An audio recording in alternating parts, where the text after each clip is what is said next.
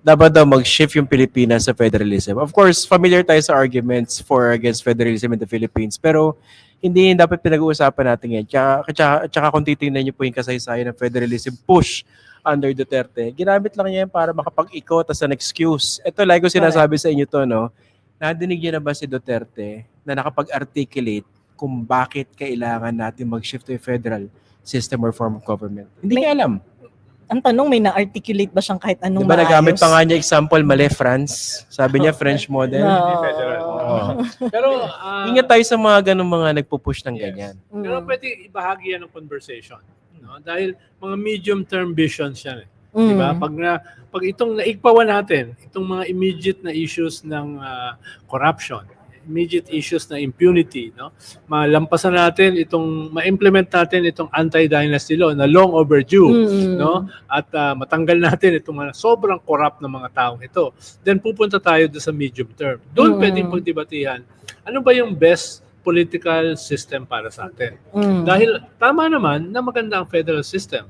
Pero kung gagawin mo yan overnight, you will be federating warlordism. Correct. Oo, You will nandun be- In yung a mga current political You will be context, federating inequality. You will Correct. be federating poverty. Yes. So merong mga minimum yan ng mga reforms na kailangan gawin. Mm. Pero kung meron ka mga leader na nauunawaan yan, no, ay pwede na yung pag-usapan. Oo. Bahagi na yan ng conversation. Na dati hindi. At saka Oo. delikadong pag-usapan ngayon dahil may mga nagre-revive ng conversation para himiwala yung Mindanao. Okay, magagamit siyang pwedeng sakyan yan para mag-gather ng steam itong walang kakwenta-kwentang So on a suggestion. theoretical level, there's openness to the concept of federalism being applied sa Pilipinas. Pero depende ngayon sa context. Ako mas gusto kong Diba? pag-usapan siguro in the future yung parliamentary shift. Mm.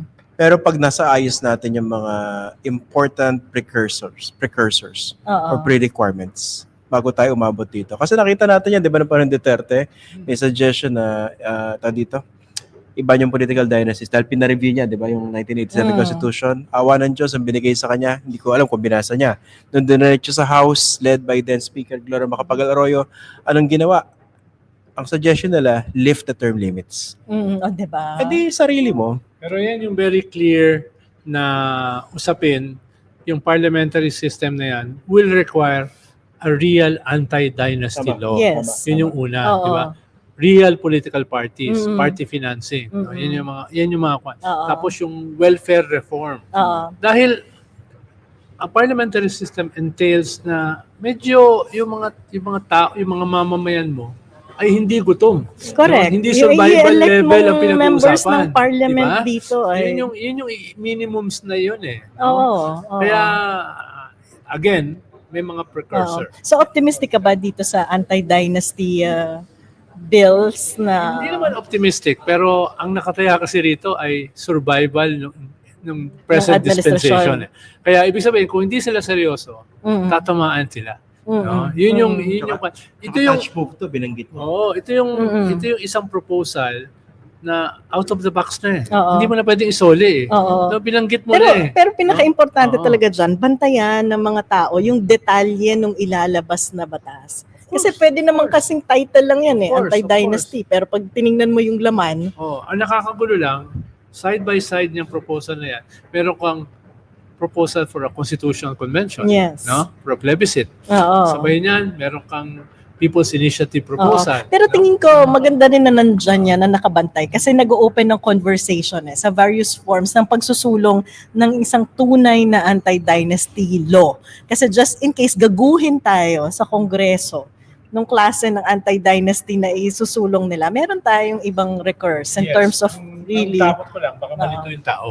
Di ba? Ah. Yun yung, the opportunity to discuss and explain. Diba? yun yung- Pero ayokong pakawalan yung ibang avenues para lang alam natin na walang gaguhan to. So, pwedeng sabay-sabay, di ba? Pagkapanagod dito sa mga mandarambong sa flood control, nawakan yung investigasyon, sigurado may makulong siya makonvict.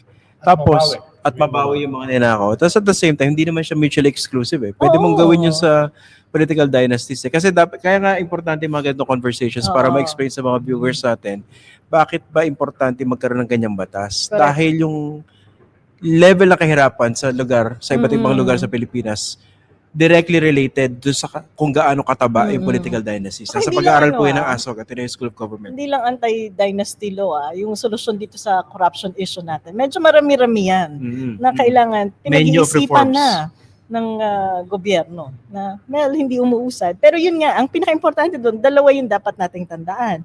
One is hustisya, yung conviction, yung pagpapakulong sa mga magnanakaw. Yung pangalawa, yung reforma.